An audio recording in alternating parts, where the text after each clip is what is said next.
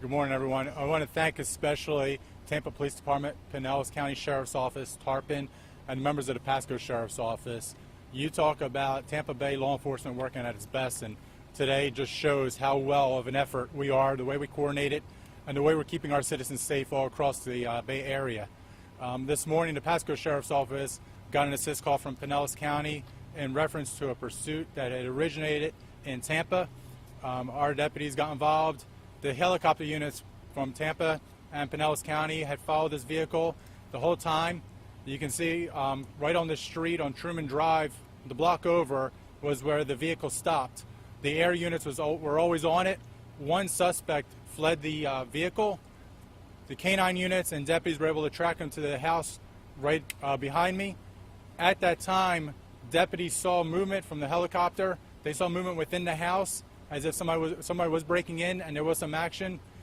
Our deputies from all the agencies got involved, knocked on the door, made contact with the female who was just arrested. The female stated there was nothing going on. The law enforcement officers informed her about the investigation, the pursuit. She said there was nothing happening.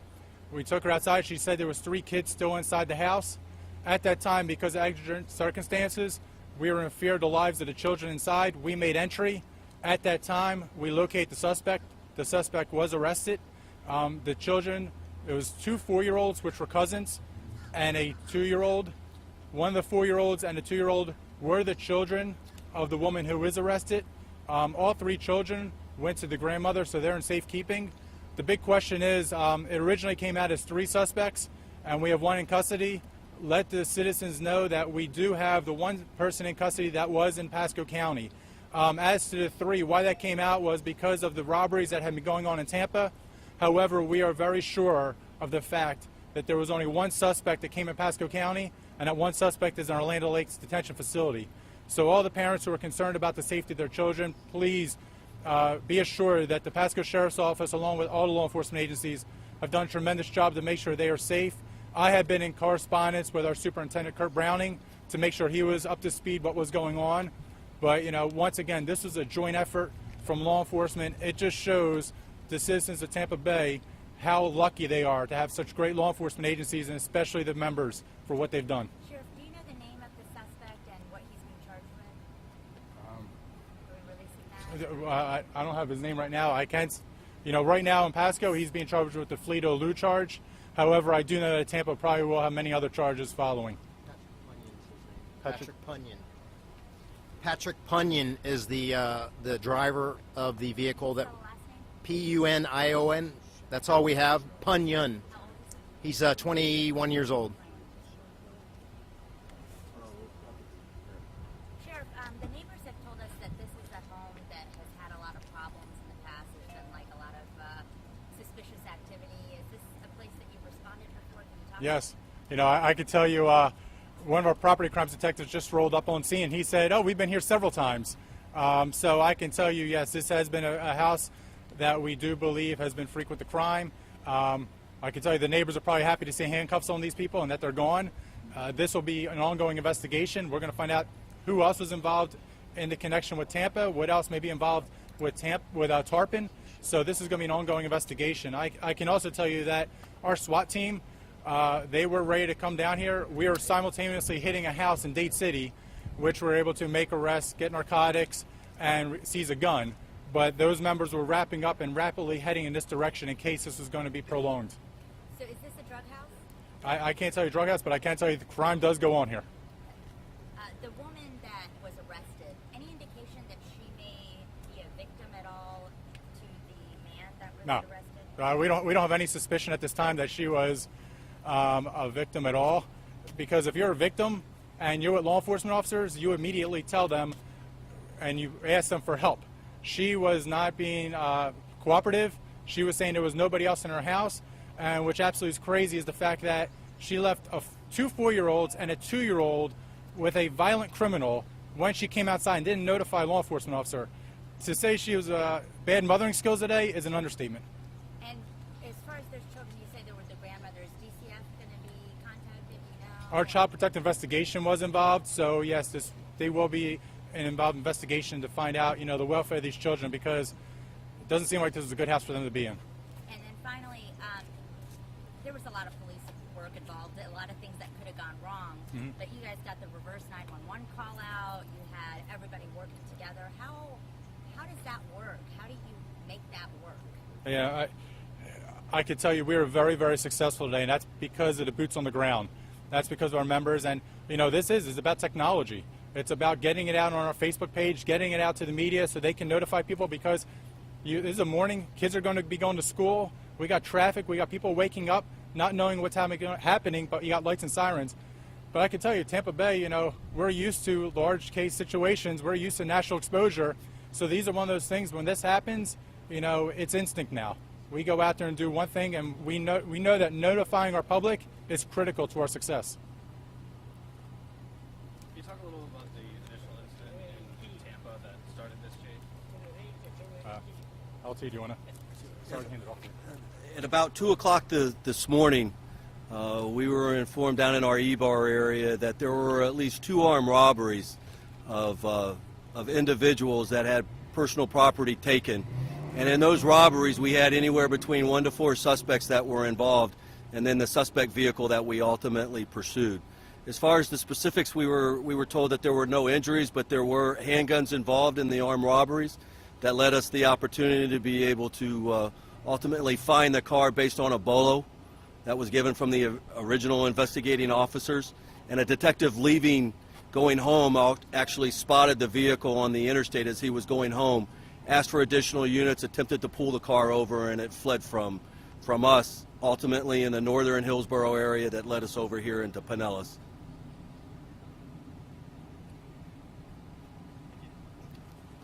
Can you kind of touch on the beginning, some of the stuff that your detective made contact with, some of the stuff you kind of told us earlier, the detective made contact with some of the logistical stuff you guys dealt with on the beginning of the pursuit, and how your agency helped with air service towards the end of the pursuit? Ultimately, what happens is the sheriff talked about technology is a wonderful thing, and we use it to our advantage.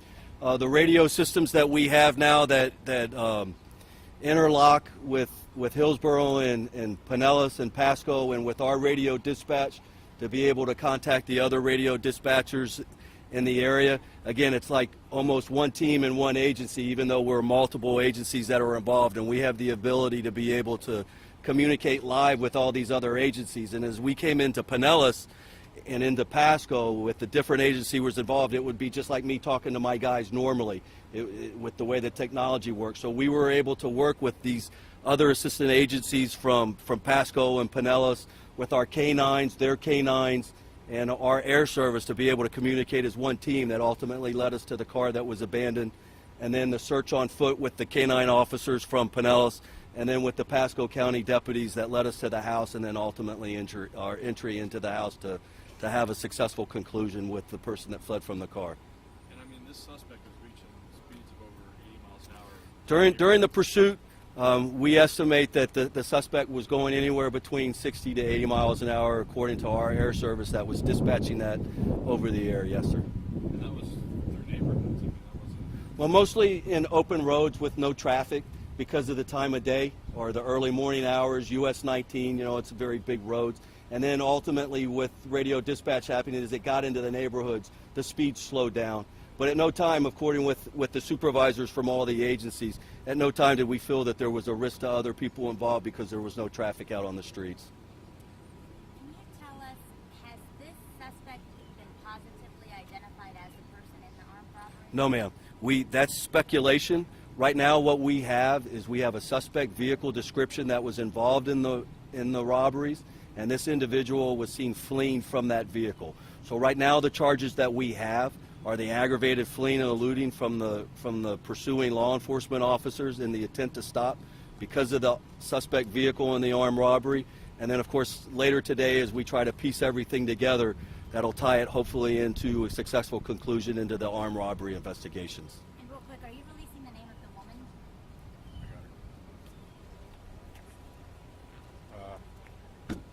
Her name is Sharquisha Arlene, date of birth 6/21/90. Will you spell CHARQUISHA. Arlene, ARLINE. And the last, that's No, her last name is Arlene, ARLINE. I-N. Yep. One more time on the first Yeah. one. CHARQUISHA.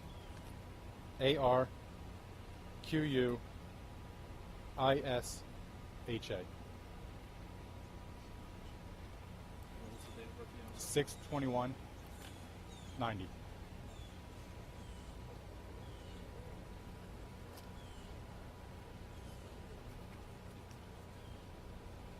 I just want to summarize again. The credit goes to the officers, the deputies, aviation, canine. They're the ones who made this happen.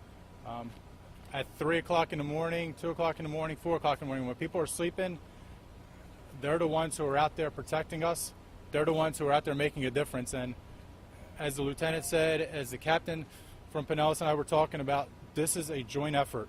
And I could tell you, the citizens of Tampa Bay should not be more proud of the officers here, the deputies, for what they do. For as dangerous as Tampa Bay has been in the past several years, today shows how unified we can be and how successful we can be. Did you recover a gun from the suspect?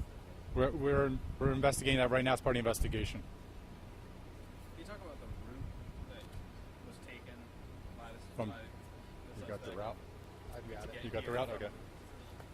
Just on the route that we're aware of, it went up through the North Dale Mabry 41 area, ended up on Tarpon Springs Road off Gun Highway, coming west into Pinellas, up onto 19 northbound from Pinellas into Pasco, circled back south and north several times, in and around this general area, circled this neighborhood several times, which is what allowed Tampa, Pinellas County Sheriff's Office at Pasco, and Tarpon Springs Police to descend on this area and lock it down.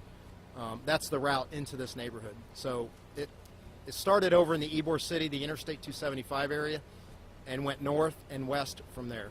Now, was it mainly following them by helicopter, or did you have a lot of ground units close to them, or Both. When the speeds and/or the traffic were an issue, the helicopter maintained the entire time all the way to this house the exact contact and/or radio contact, and the officers on the ground, including the communication with all the law enforcement agencies, which is why we're all here successfully concluding this part of it. did they ever try a pit or anything? It was not attempted. We didn't have Pinellas. By the time we got involved, we were already up into Pasco. So I'm not sure if that was actually logistically sound at the time, but it was with the aircraft, the helicopter from Tampa PD. Did an awesome job staying with this vehicle and on top of it until we could descend on it from the ground. Did they have a spotlight on them? They did not.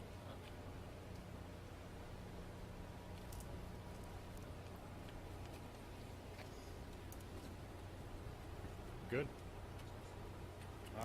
Appreciate it, everyone. Thank you very much.